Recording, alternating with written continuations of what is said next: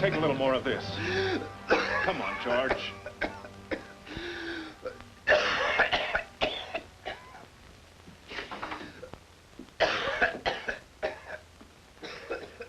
May I use the phone? Right ahead. How is George? Worse. I'm calling the doctor again. I'm afraid. How'd you call the doctor before? Hello? Dr. Stevens, quickly, please. This is Mr. Stark, 239 Adams, Hogan's apartment. What? Well, how soon can he get here? Oh, thank you. Is he coming? Dr. Stevens is on a maternity case, but his wife's already called another doctor. He should be in. Oh, if George had only told us what's been ailing him. We know it's his heart. Oh, once that ticker goes. A fine time for Dr. Stevens to go on a maternity case. I think I'll go and straighten out his bed.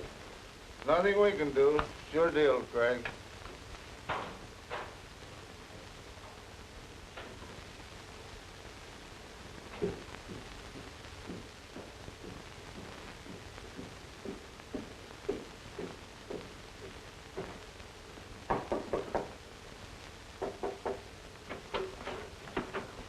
Good evening. I'm Dr. Miles. I was sent by Dr. Stevens. Oh, hurry, Doctor. It's a good thing you're here. The poor thing's been suffering something terrible. This is Dr. Miles. How do you do? Dr. Miles. How do you feel? Where's the pain? He can't speak, sir. He's a mute. Oh, I'm sorry. I didn't know. Please wait outside. Father, forgive me. Forgive me. He spoke. He spoke.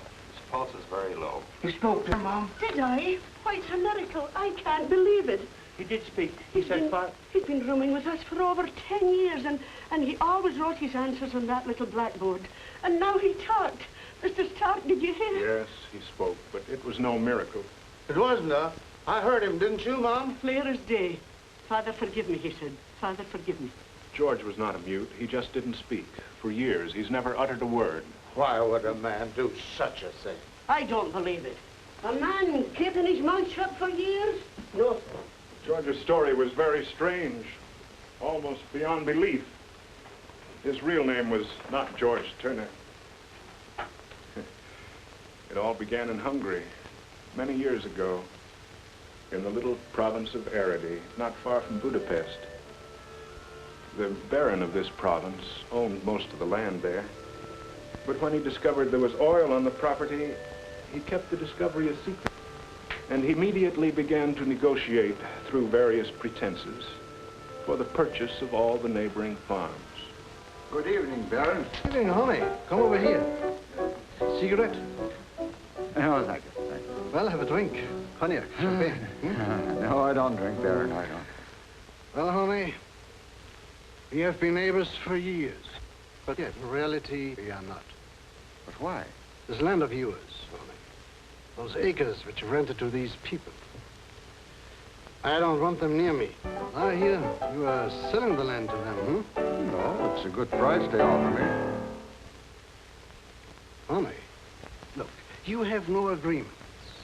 Getting rid of them would mean all crops would belong to you. Oh, I'm not a farmer. The crops will be ruined. I'll help you. My men will bring it in. What?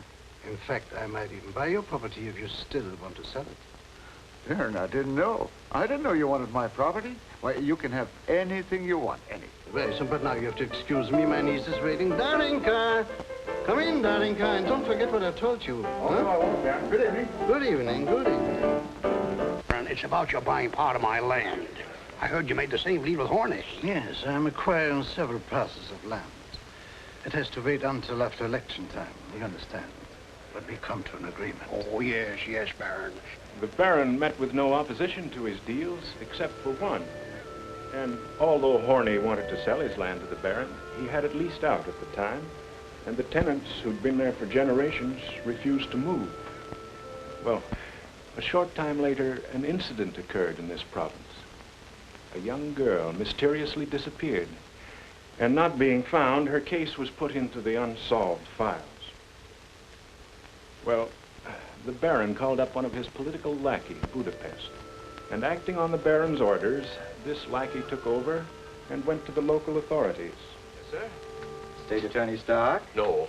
Mr. Stark isn't here just now. I'm his assistant. What can I do for you? How do you do? I'm Kuleman Belog, Special Investigator of Budapest. Here are my credentials. Pleased to meet you. My name is Erno Miller. But our office has already made a report of the missing Anna Tamashi. That's exactly why I am here. You see, my very good friend, Baron Araday, has taken a personal interest in the question of why you gentlemen have been unable to find the murderer of this girl. You see, she happened to have been a maid for one of the Baron's neighbors. Murderer? But my superior, Mr. Of Stark... course, the Baron has told me enough to give me the information that this girl simply could not have vanished into thin air just like that. Well, you may have something there, Mr. Bellow. Of course, I realize that you gentlemen from the provinces have a limited knowledge of criminal investigation. Mr. Ballog, this is confidential. You see, I'm sort of handicapped by my superior's policies. He's a stickler. Facts, rules, abstract justice. But now that you're here, I'm sure I can be of great service to you. And will you please tell Baron Araday I am at his disposal? Splendid. We hope to call on your services. Now, I shall get a room at the inn. I want you to prepare an office for me. And please tell Mr. Stark that I have taken entire charge of the investigation. Balog's first orders were to arrest Horney's tenants. I want you to sign this confession right now. But, sir, there is nothing I could possibly confess.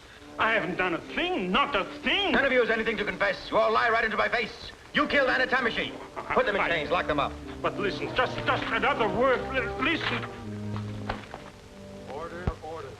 No one is allowed. At last, the trial against the tenants began. This case was brought to the attention of a brilliant lawyer and humanitarian who offered to defend the accused. This is the press, Mr. Nemish. Yes. All right, Mrs. Schwartz. Sneak in. But you must leave as soon as the judges come in.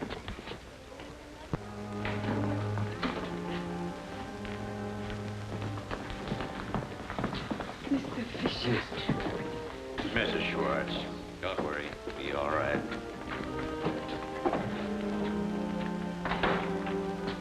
George. I haven't seen my wife for 2 months. Please don't say that.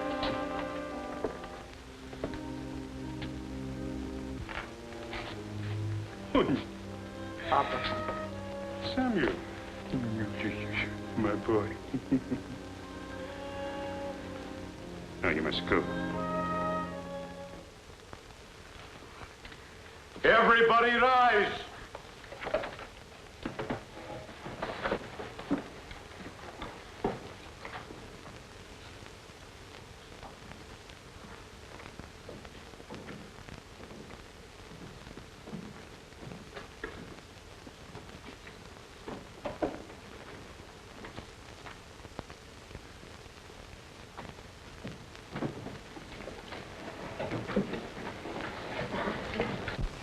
State Attorney, will you read the indictment?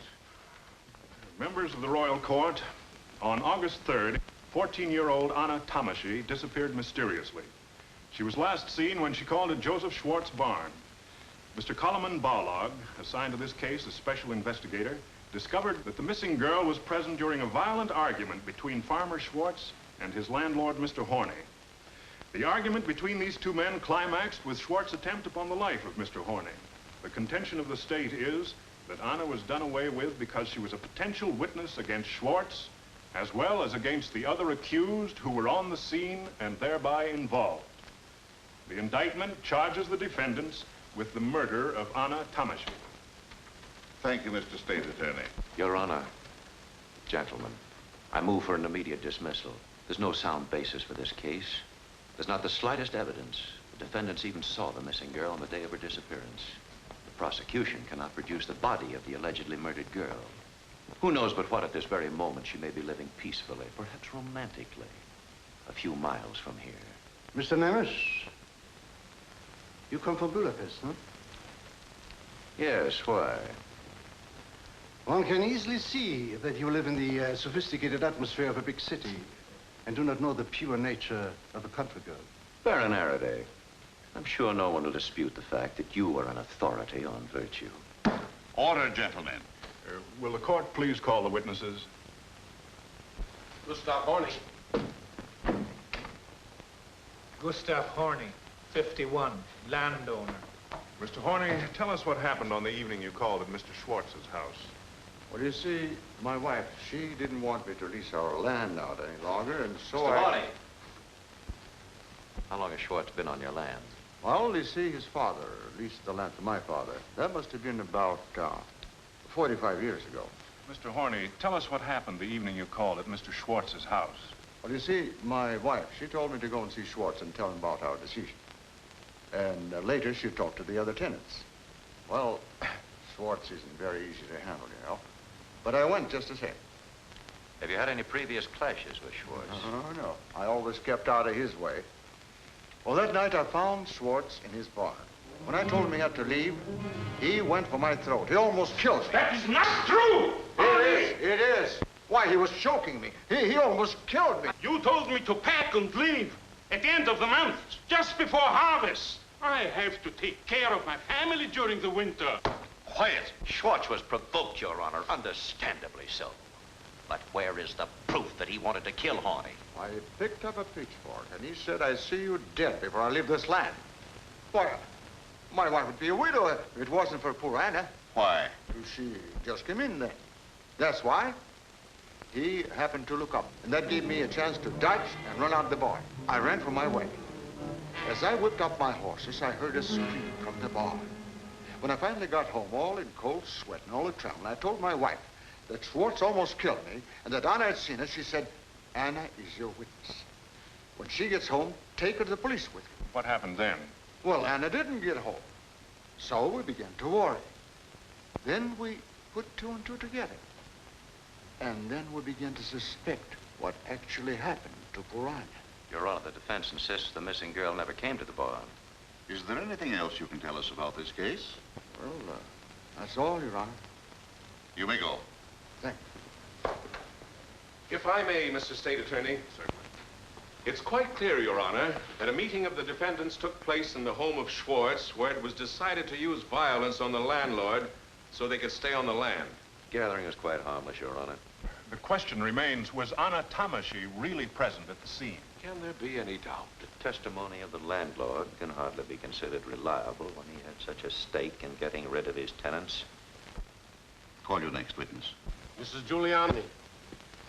Good morning. Good morning.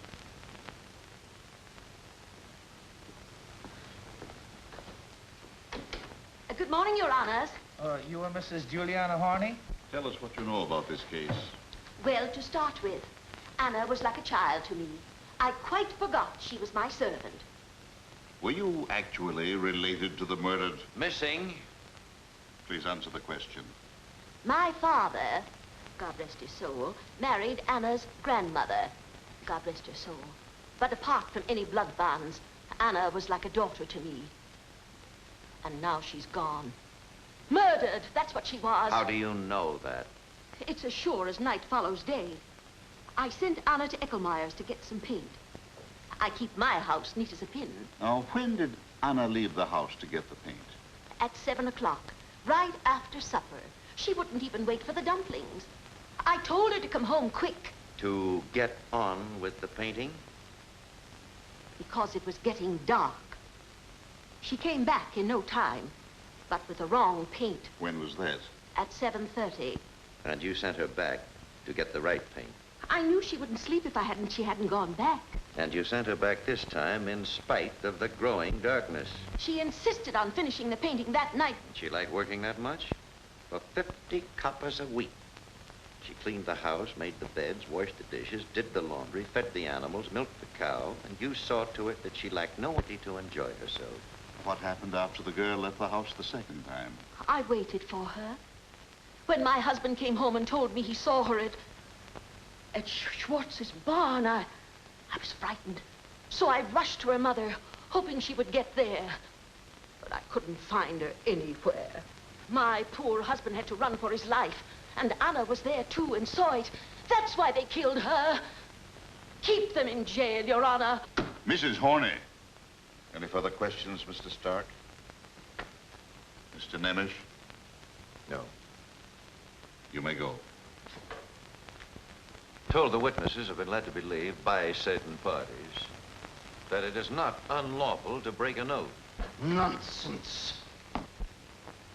As special investigator for this case, I assume that Mr. Nemesh is referring to me.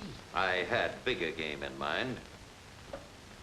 That shall not remain unanswered, Mr. Nemesh. Unfortunately, I have to deliver a speech in Parliament. I have to catch a train. Therefore, I ask your honors to be heard at once. Considering the pressing nature of Baron Arady's official duties, the court has decided to waive procedure. Thank you. Your honors, ever since the murder of Anna Tamashy... Object, Your Honor. There's no proof of murder. Very well, then, Mr. Nemesh. Ever since the disappearance of Anna Tamashy. Ever since my own good, kind neighbors came to me, with their suspicions growing ever stronger and stronger.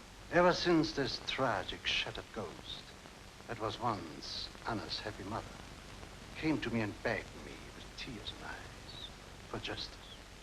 And then, my good friend, the special investigator, presented to me fact after fact of damning evidence. Then I knew, beyond any possible shadow of doubt, that here was the most dreadful murder ever committed in cold blood. Baron, have you any material evidence to offer concerning this case? Nothing beyond the conclusive findings of the special investigator. Any further questions? What for? Your Honor, this witness has no real evidence to offer. Thank you, Your Honor. Call your next witness. Will Your Honor please call witness Andreas Molnar? Molnar, perhaps.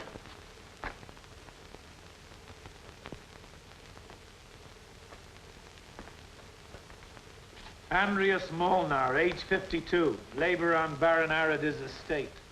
May I, Your Honor? Proceed, Mr. Investigator. Molnar, you had an unusual experience the night that Anna disappeared. Yes. Yes. Tell us in detail what you saw. I saw Anna dead with a big cut in her throat, right across here. Tell me, what exactly did you see? Those 5 men were digging. Digging? Where was this? In the backyard of Schwartz's house. I knew what they were digging from what I heard at the inn. What did you hear at the inn? What everybody else did. Mr. Horney come in and said, I bet my last copper those 5 men killed Anna in Schwartz's barn because she was a witness for me. And that makes you sure they were digging a grave for Anna? Yes. Didn't the prosecution investigate Molnar's story and dig up the body? Naturally, we investigated Molnar's story, and we found evidence of freshly dug earth behind the barn. But the defendants must have gotten wind that we were on their trail, so they dug up the body and buried it elsewhere. You admit you let these defendants get the best of you? Why, Mr. Bellow? Any further questions? No, Your Honor. Witness dismissed. Your Honor, request that the missing girl's mother be called, Mrs. Maria Tamashy. Maria Tamashy.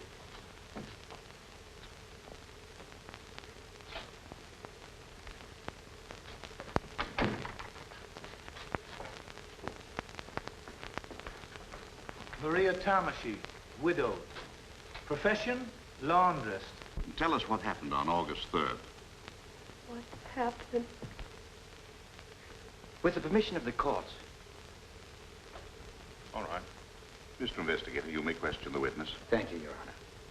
Did your daughter Anna come to see you on August 3rd? Yes. Mrs. Tamashy, did you ask your daughter Anna to go to the Schwartzes? Gentlemen, I object to the way these leading questions are put to the witness. In view of the state of mind and emotions of the mother, I am forced to get her testimony by this simple method. You may continue. You asked your daughter Anna to stop off at the Schwartzes and tell them that you were to be unable to come and help Mrs. Schwartz the next day. Yes. And your daughter was... 14 when she disappeared? Yes, 14. How old was she when you first sent her out to work? 11. You mean to say your daughter was only 11 years old when she first started to work? I worked when I was 8. Did she ever complain that Mrs. Horney had treated her badly? Mrs. Horney has clearly stated her relationship with the missing girl. You've heard Mrs. Horney state that she considered the missing girl as her daughter. When did you first learn that your daughter had disappeared? I don't know.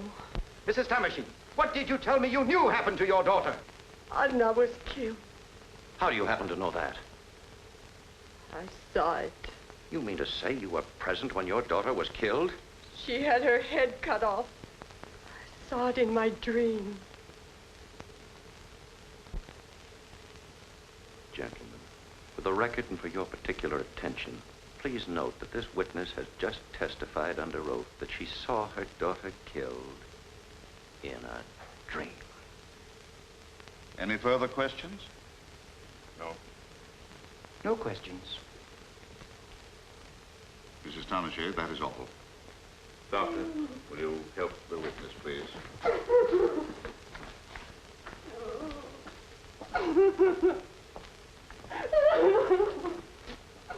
Call your next witness.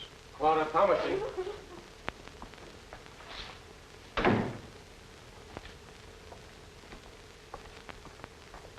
Clara Tamashi, age 17, domestic servant.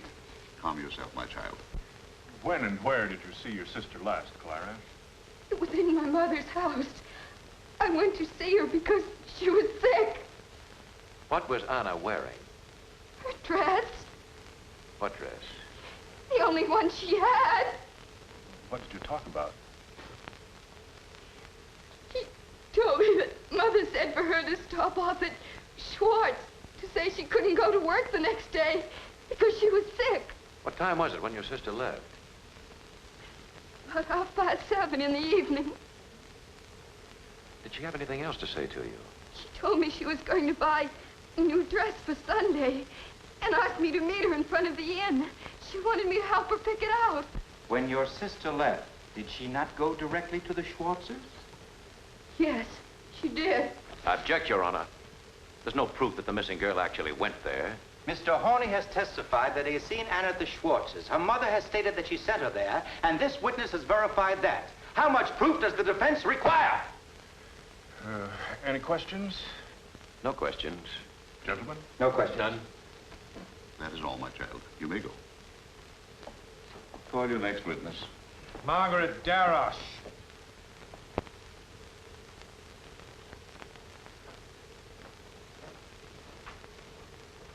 Margaret Darosh, age 17. You are the daughter of Dr. Darosh? Yes, Your Honor. Miss Darosh, you do not live far from the Schwartzes. Not far. Tell us what you particularly noticed on the evening of August 3rd. I was about to close the shutters of my room when I heard a distant scream. And where did that scream come from? From the direction of Schwartz's barn. What else did you notice? The scream was followed by a choked crying. Miss Darosh, couldn't it have been an animal? No, it was a girl. Do you have that, gentlemen? I want the records to show that Miss Margaret Darosh on the evening of August 3rd heard a girl crying, screaming, choking, and that these sounds came from the direction of the Schwartz farm. Just how far is Schwartz's barn from your home? About a 5-minute walk. It's too vague, Miss Darosh. Would you say it was half a mile? Not quite. You mean you could distinguish clearly the cry of a girl from that far away? I found out later I was correct. How so? Someone else heard it, too, and told me. Who told you? Mr. Investigator, it would be advisable for you to produce the witness for the prosecution. Mr. Balog, can you produce this witness? I think I can produce the witness to confirm Miss Darosh's statement with the court's permission.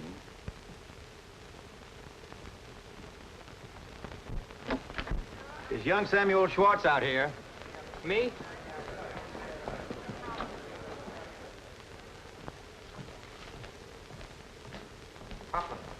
Samuel, take off your hat. What is he doing here? You are the son of Joseph Schwartz. Yes. How old are you, Samuel? I was 14 on the 24th of June.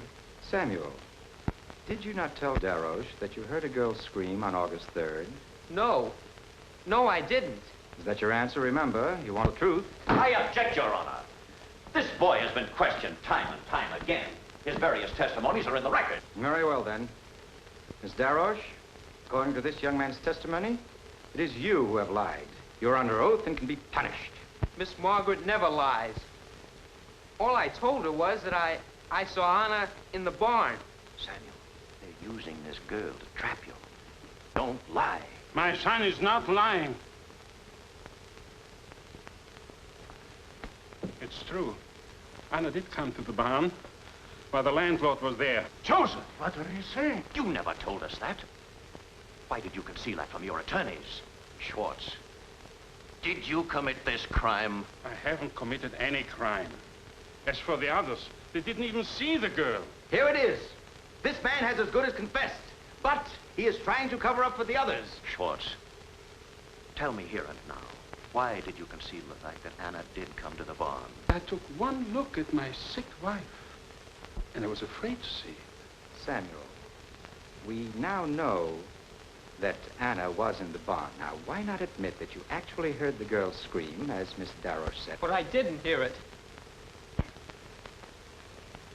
If you did, I don't ever want to see you again. Well, Mr. Balog, you can't sway this boy to lie in spite of the pressure that's been brought to bear on him. His adolescence, and all your charms, Miss Daroche. Gentlemen.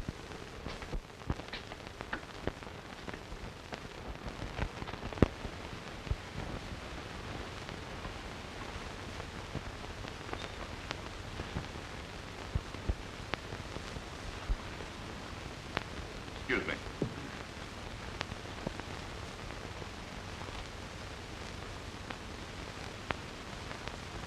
Gentlemen, this police sergeant reports the finding of a female corpse in the river, which may well have some connection with this case.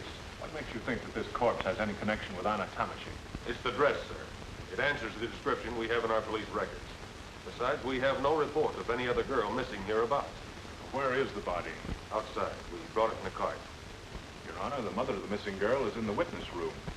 I request the court's permission to have her look at the body immediately for identification. Granted. Constable, would you conduct Miss Tamashi to the cart? And Mr. Miller, would you please go along? Yes. I'd like to have my associate, Advocate Fisher, view the body with them. Granted. Who are these men? The two raftsmen who found the body. What are your names? I am Herman. And you? My name is Joseph Martin. How and where did you find the body? Well, when we were making for shore on our raft, I saw something stuck in the weeds. So I took one of our long oars and tried to get it loose. When we saw it was a dead woman, Martin wanted me to throw the body back, but I was afraid somebody might be watching. So I made him help me, and we dragged the body out and put it on the grass. Martin ran for the police, and I stayed with the body. Gentlemen, the body of that girl shows no mutilation whatsoever. There is no cut on the neck of that girl. No mutilation? Sergeant, take them away. Quickly.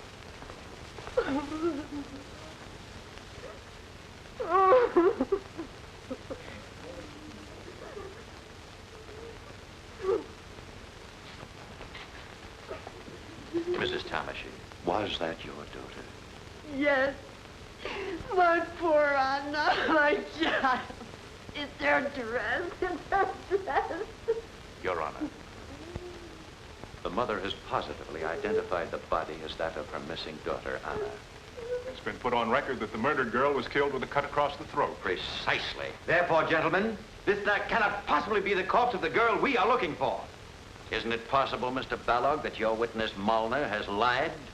Your Honor, this mother's positive identification speaks for itself. Your Honor, Mrs. Tamashi is obviously demented. My superior, Mr. Sark, has formed his own conclusion. But the state could not accept her identification as positive. She's not of sound mind. This whole procedure must be stricken from the record. The body has been identified by a mother, and the dress... It's generally known that Mrs. Tomashy has accepted the sight and presence of any girl as that of her own daughter. It's understandable what she would have said when she saw the body of a girl clad in a dress like the one her murdered daughter wore. Gentlemen of the prosecution, is this another maneuver of yours to further persecute these innocent men? I move that we recess immediately. The investigation will discredit any and all. The charge of murder against these defendants has collapsed like a pricked balloon. I move that we absolve these men of the charges as they appear in the indictment. Surely more concrete evidence, more positive assurance to satisfy our courts are in order. Excuse me, gentlemen.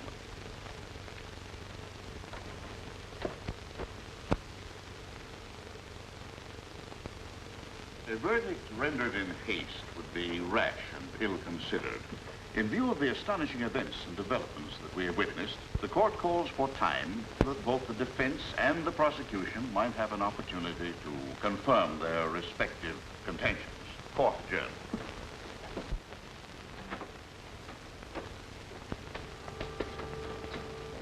My sympathies and convictions with Nemish and the defense. Your members of the Royal Court, as this trial resumes, I find it necessary to tender my resignation with profound regret and with the most vigorous protest against what has become a travesty of justice. But one thing, I will use all of my influence to prevent any further use of your service in public office. Baron Araday, I knew that you would say just that. I realize that my resignation will be hoped by him and his party. However, let me hasten to add, were it not for the legal impossibilities which bar me, I would be seated at that table with the defense. Mr. Stark, this is very irregular. Your resignation will have to be reported to the Ministry of Justice. I submit that you do so without delay. Mr. Miller, will you assume the duties of the prosecution? Yes, thank you, Your Honor. Mr. Stark, you have my deepest respect. God be with you. Good luck, Mr. Nemish.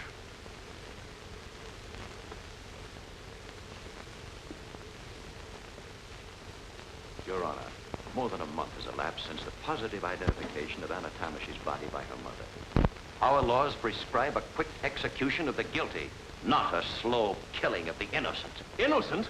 The defense is asking for the acquittal of these killers. I owe material. Your Honors, here is the evidence of an incredible conspiracy to thwart justice. The investigator has any new evidence. I demand that it be produced here in the flesh, not by means of these documents. I was trying to save Your Honor's time. However, we anticipated that counsel for the defense would prove obstinate. So we have our witnesses right here.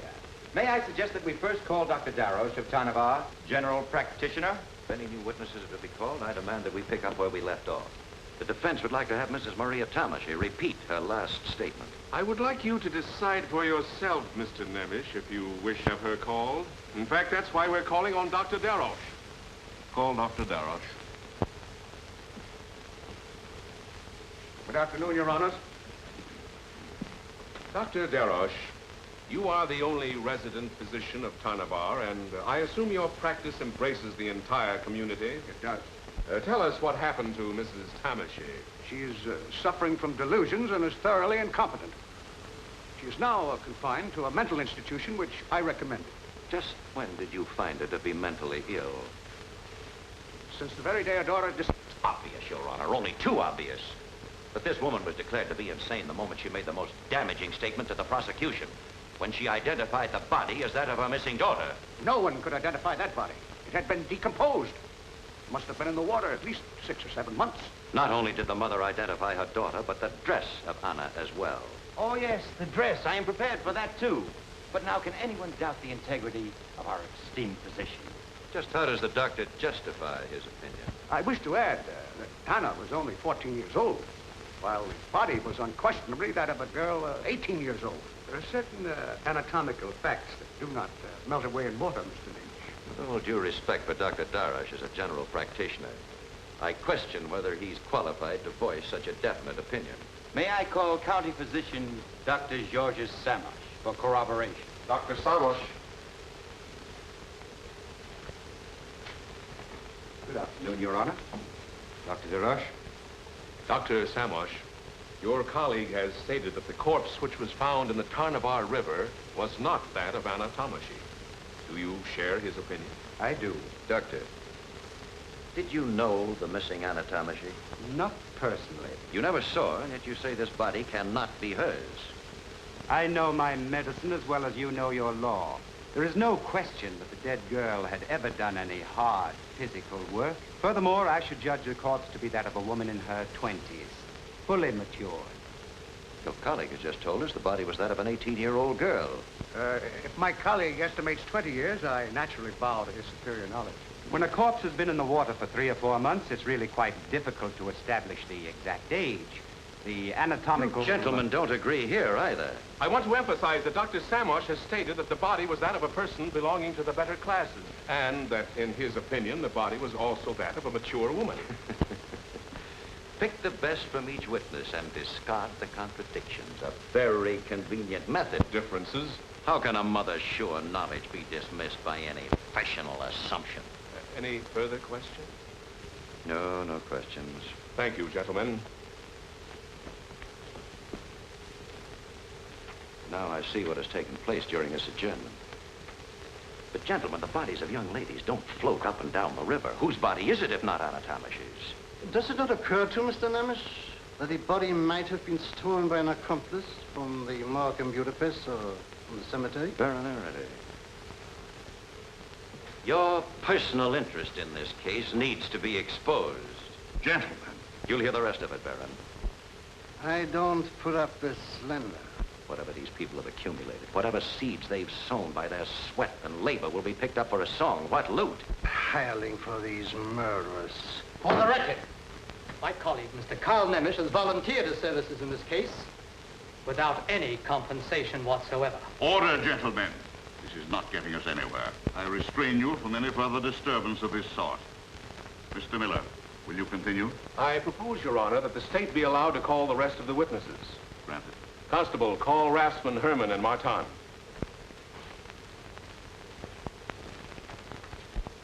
What is the charge against these men? Accomplices in the crime. They too. Will you please tell the court the events that led up to your arrest? I confess to the investigator. You want your confession to be read? Yes. One evening, during the middle of June of this year, I don't remember the date exactly, a woman dressed in brown and carrying a small parcel under her arm offered to give us 100 gulden if we would carry out her instructions. She pointed to some bushes on the other side of the river and said that we would find a female corpse hidden under a blanket. In the parcel were some torn clothes, which we were to put on the girl. We were to tie the body under our raft where nobody could see it, float it downstream as far as Otarnavar, and then pretend we had just found it in the river. Your Honor, are we expected to believe this nightmare? This work of fiction? Just who is this woman in brown? What's her name? You took the clothes from the woman in brown and dressed the strange corpse, and then went to the place she told you to and acted as if you just found the body? The defense wants proof. Can you produce this witness, Mr. Balog? No, unfortunately, we have been unable to produce the woman in brown. Apparently she's the only one you've overlooked. Your Honor, have I your permission to examine those records? Thank you. Herman, just how often did Mr. Balog cross-examine you during your imprisonment? Answer the question. I don't remember. Once a week? Every day? Sunday, too? Did he wake you up at night? To drag these lines out of you, he... I protest against this continuous attack on an official carrying out his duty. Baron Araday, please. Has the counsel for the defense any proof that these confessions were obtained from the witnesses by force? Unfortunately, no, Your Honor. Until this woman can be produced here in court, I demand in the interest of justice that this case be adjourned. I cannot favor any further loss of time in this trial. Will the investigator use every means in his power to bring this woman into court? Certainly, Your Honor. The court will proceed with the evidence. Any further questions? No questions. No questions. Take them away.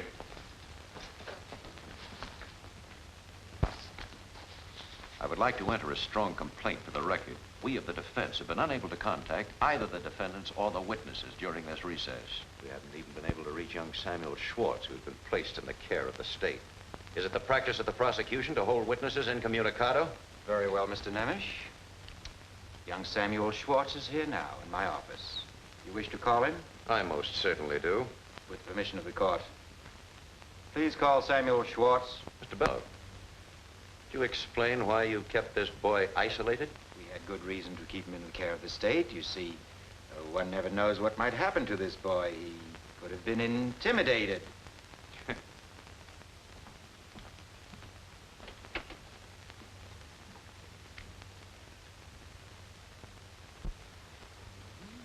Look at my boy. Your Honor, Samuel Schwartz is here in the capacity of a witness for the state. The court must warn Samuel that the law cannot force him to testify against his father. Oh, there's no need for that, Your Honor. You have before you his sworn statement, which the prosecution would like to have read. Mr. Investigator, will you read this statement, please? This is the sworn statement of Samuel Schwartz as given to me, and I quote, "On the evening of August 3rd, just before 8 o'clock, I saw Anna Tomashi enter my father's barn. Our landlord, Mr. Horney, and my father had a heated argument. My father ran after him with a pitchfork.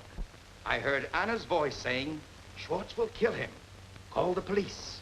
Then I heard a commotion. I looked through the keyhole. There was only one lantern lit inside the barn, so I could not distinguish who said, 'She's a witness for the landlord. We will all be in trouble.' I could see another one take this sickle. He cornered Anna and cut her throat, and I saw the blood flow down her neck. She was dead." Son, did you say that? Samuel, you will repeat here now. Papa wasn't there when the girl was killed. That is correct. You testified that your father was outside chasing Mr. Horney while the others committed the murder.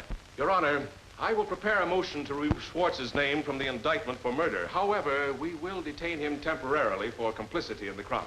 With the court's permission, I'd like to question the witness. Granted.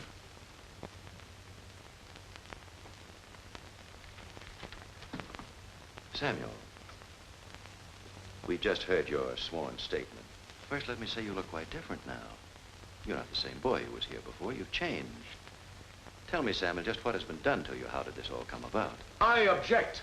You object to my questioning the witness? Now, Samuel, isn't it true that you were a guest at the Baron's castle? You and Miss Darash were escorted there by Mr. Ballog?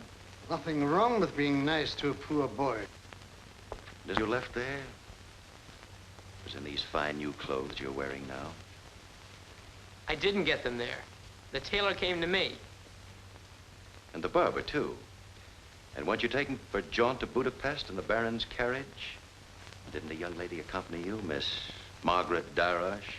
The defense seems to have a great deal of information, although it claims to have been denied access to this young man. This is one time the defense has taken the liberty of putting two and two together. And as for this record, there it is, gentlemen, just a blank piece of paper. You thought it was clever by such a compromise. To say the father was out chasing the landlord at the actual time the killing took place. That, gentleman, is a dead giveaway, a bad piece of construction. Your assumptions are insulting and unfounded, Mr. Nemish. They are another attack on the state's integrity. Your Honor, I request the court's permission for this father to speak to his own son. Thank you, Your Honor. Samuel, go to your father. The others couldn't have killed Anna. The only one who saw the girl was I, so if you say a murder was committed in our barn, you are only accusing your father. But, Papa, you didn't kill her. Of course I didn't. And neither did they. Look at your father. Say, I haven't told the truth.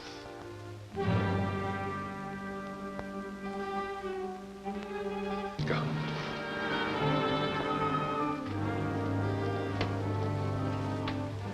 He couldn't have changed that way by himself. You have done this to him. You have made him a rotten traitor, a dreadful sinner. Take yourself. His man is insane.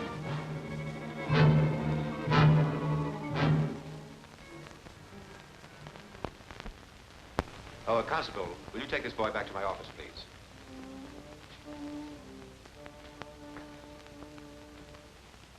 Your Honor, we of the defense could not have anticipated the unprincipled tactics of the prosecution. Consequently, we've been forced to improvise our defense from moment to moment. This case has become both tragic and ridiculous. The only hope of helping the accused was to discredit the testimony of every witness called by Balog. Professor Barr from the University of Budapest readily agreed to testify. Here, gentlemen, is the River Tanava. You will observe the winding course of the river down to the old village of Otanava. Here is the town of Tanava. Considering the current, the time of the year, the whirlpools, and other handicaps, I would estimate that the corpse needed 4 to 6 weeks to cover this stretch. It is not easy to estimate with accuracy how long a corpse has been lying in the water. However, I can assert with authority that it could not have been less than 4 weeks, nor more than 6 weeks. Dr. Darosh estimates the body was in the water 6 or 7 months, while Dr. Samosh asserts it was only 3 or 4 months. Dr. Samosh attended my lectures for years, but I cannot guarantee that he absorbed them. As for Dr. Darosh, he is unknown to me. You gentlemen agree with the professor? No, I do not. No. The discrepancy is rather large. Then in your opinion, Professor, these two experts are both mistaken. There is no doubt. You may laugh, gentlemen, but that does not conceal your professional blunders. I am no longer your pupil, Professor, and I am free to laugh at obsolete analyses. Professor Barr, did you estimate the approximate age of the corpse? Around 15. That's ridiculous. This was a fully matured woman. I have known girls to be fully matured at the age of 12. Water does many things, but it does not change people's ages. It will make any skin soft and smooth. Even the calloused feet of a girl who went barefoot all her life. Then there's no proof as to what class this girl belonged to. Professor Barr, you studied the sworn statements of the 2 raftsmen. What is your opinion of their testimony? It is improbable that they could have transported the body, as they say, without attracting the attention of other raftsmen. A body in such a state of decomposition would have slowly spread a very strong odor. Professor Barr, you are employed at the University of Budapest? I am. Lately, your appearances in court have been largely on behalf of an insurance company, the Hungarian... Insurance companies frequently need expert medical analyses. I wish to point out to the court that the president of the Hungarian Alliance has been very much interested in this case. Is it not too obvious that... That has nothing to do with my opinion as an expert. Oh, no, of course not, Professor. Nothing whatsoever. Your Honor, this is shameful. One of our country's foremost scientists subjected to this slander. Do not disturb yourself, Mr. Nemish. These gentlemen are not in a position to change my views or to affect my personal integrity. Have the medical experts any further statements they would care to make? None. None. In view of the circumstances, none. Thank you, Professor Barr. And I'm very sorry. Your Honors, these contradictions mean nothing. According to 2 eyewitnesses, Samuel Schwartz and Molnar, Anna Tomashi was killed with a sickle. Her throat was cut. Mr. Prosecutor, it's exactly what we intend to disprove. Therefore, I demand the state produce this woman in brown. Unfortunately, we have been unable to find the woman in brown. Either this witness is in hiding or has mysteriously vanished. If the mysterious woman were produced, she would only serve to reinforce the case for us, the prosecution. So why delay any longer? Your Honor, since the state has failed to produce this witness, I promise to bring her here.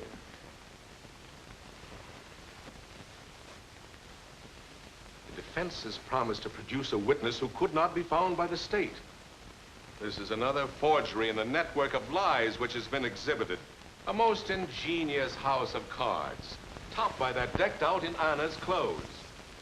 And the so-called medical expert coming down from the capital city, trying to throw the dust of his pretended learning in your eyes. While on the other hand, the state has offered many witnesses to testify in an unpretentious way, as simple, well-meaning people do. Mr. Prosecutor, I must interrupt, and I request the court's attention. We have here a new witness who awaits immediate examination. You are too late, Mr. Nemish. This case is not closed, Mr. Prosecutor. Your Honor, it's important this woman be heard at once. I insist that... You insist? I shall be forced to resign, Your Honor, together with my colleague with the defense at this last hour if our motion is rejected. Let them resign. The court does not wish to deprive the defendants of the benefit of counsel. Bring the witness in, Mr. Fisher.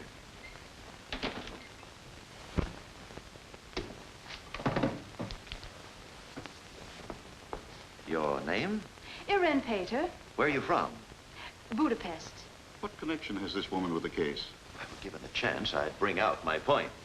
I understand from the investigator that this woman has been jailed for drunkenness and disorderly conduct in the last 10 days. But State Attorney Miller has just said that you were jailed on various counts. Is that true? Yes, And where were you imprisoned? right here. Women's section, second floor, cell number 3. What did you learn in prison that might concern this case? There was a woman in the cell next to mine who was being given sedatives to keep her quiet.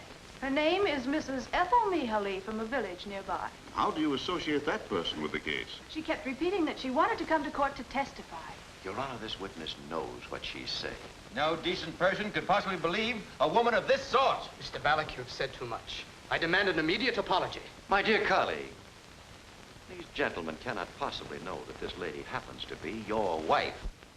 Mr. Nemish, I demand an explanation. Your Honor, the wife of my associate submitted to this experiment, pretending to be drunk and disorderly. You see, we simply had to get someone inside that prison to find out what was being kept so secret. Your Honor, I demand that Mrs. Ethel Mihaly be produced here at once to testify. This woman wants to be heard and should be heard. Thank you. Will the court please sign this order to produce this witness now? This is all a pack of lies. Madam Fisher, I thank you. I would like to have the state witness, young Samuel Schwartz, recalled. Constable, call in. Samuel Schwartz.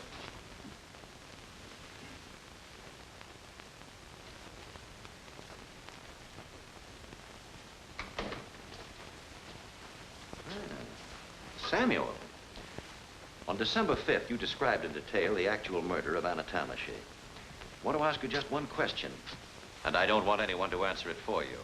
Just how did you see the actual killing of Anna? I saw it through the keyhole. Thank you, Samuel. That will be all. You may go now. Your Honor, you've heard the witness repeat that he witnessed the crime through a keyhole in the barn door. Gentlemen, there's only one door in that barn, and there's nothing in that door that faintly resembles a keyhole. That's a lie. Mr. Schwartz, you've stated you built that barn yourself. Was there a keyhole in that door? No. There was no keyhole. Your Honor, we now have proof that young Samuel Schwartz has been lying. Come here, Mrs. Mihaly. Step right up. Gentlemen, please note the brown dress. Mrs. Mihaly, where are you from? Oh, Tanavar. And when were you arrested? On December 8th. What has this to do with the case? Please don't be cross with me, mister. They all shouted at me. But it was Dr. Barroza who first told me the story. What story? They were looking for a woman in this dress from Otanavar. A woman who had given a package to 2 raftsmen. The doctor told me to keep my brown dress on and to report to the investigator. When I came, he told me I had no business coming to him without a summons, and that man arrested me. That's a lie. Mrs. Mihaly, did you know the 2 raftsmen, Herman and Martin? Yes. And did you give them 100 gulden? When did I ever have 100 gulden? Did you give these 2 men a package containing a woman's clothes?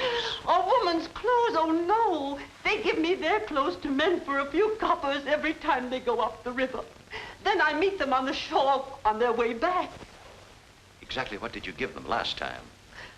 A jacket and 2 shirts. Then it's not true you gave them a package containing anything belonging to the missing Anna Tamashi. No. Gentlemen, the woman in brown has just testified that she did not give any of Anna's clothes to the 2 raftsmen. Thank you, Mrs. Mihaly. You are no longer in custody. You are free to go anytime you choose. Constable? I shall forgo the pleasure of discrediting your 2 raftsmen and bringing to light the methods used by the state to procure all their testimonies. Let me recall the absurd testimony of the grieving mother, who dreamed she saw her daughter slaughtered by these defendants. That dream, gentlemen, we've discovered was inspired by a gypsy woman to read the cards for this poor woman and make her believe the preposterous story which ignited the entire case against these defendants. And when she testified against you, you took this simple, gullible woman, declared her to be incompetent, insane. My mother isn't crazy. She'll die. It will be my fault, too. Why? Why will it be your fault? I could have saved Anna. I saw her a second time that night. I met her in front of the inn. She came running along the street. She was crying and sobbing. Why was she crying? Why? She did not get the money for the new dress from Mrs. Horney because she got the wrong paint, and Mrs. Horney beat her. Do you remember what time it was? Yes. It was the time we planned to meet. 8 o'clock. 8 o'clock. In the testimony of young Samuel Schwartz, he stated he saw Anna Tamashi murdered in his father's barn at exactly 8 o'clock. States she saw her sister alive and well and in the village at precisely that same hour. Nobody killed her. Anna ran for the river, and I saw her jump over the bridge. Why didn't you call for help? I was always jealous of her. She had that appointment for Sunday. What appointment? I can't tell, but she wanted that dress to look more beautiful. You must tell us, my dear. You must. I can't. I can't. Did someone warn you not to tell us? Who warned you not to tell us? It was the investigator. That's not true! Yes, it is. You told me not to say it was His Excellency the Baron. He was going there to take piano lessons. Baron Araday. This trial has become an outrage. Your title does not permit you to... I'll have you off this bench before you know it.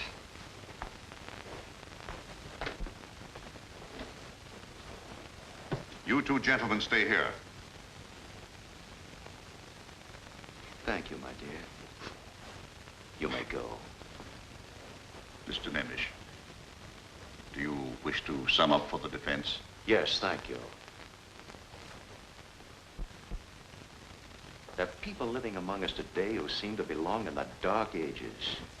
Men whose ambition to rise in the world is so great they'll shirk at nothing. They'll forge testimonies, torture witnesses to perjury. They'll connive, lie, practice deceit even in its foulest form. Here the greatest sin of all was committed. The youth of 14 who falsely accused his own people of a gruesome murder and gave it every appearance of truth. A bewildered child betrayed into thinking he was saving his father. This trial began against 5 innocent men. It should end with the arrest of those who hatched this plot. I shall not ask the court for the acquittal of these defendants, for to do so would be to insult your honors. But gentlemen, this much I must say. Nothing you can do for them now would compensate or console them for the miseries and horrors they've been subjected to. That is all.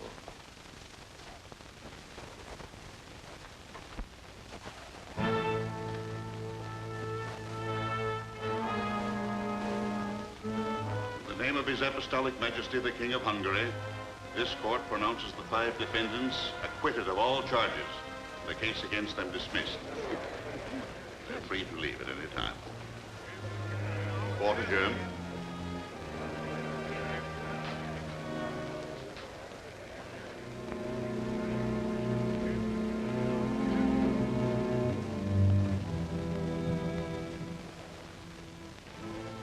The Baron's scheme was exposed, but just as he was about to be tried by the superior Hungarian court, he was found dead as the result of a stroke. I came to America, and Nemish went on to become the greatest attorney of his day. Strange. Very strange. It is that. But what became of the boy? Was that boy George? Yes, his real name was Samuel Schwartz.